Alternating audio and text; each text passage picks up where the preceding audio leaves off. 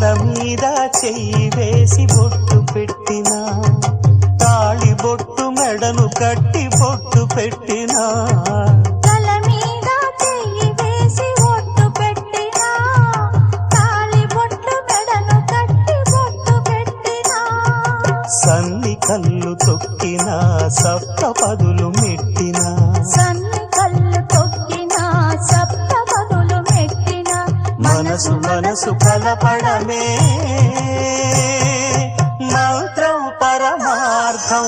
శ్రీరస్తు శుభమస్తు, శ్రీరస్తు శుభమస్తు. శ్రీకారం చుట్టుకుంది పెళ్లి పుస్తకం, ఇక ఆకారం దాచుతుంది కొత్త జీవితం.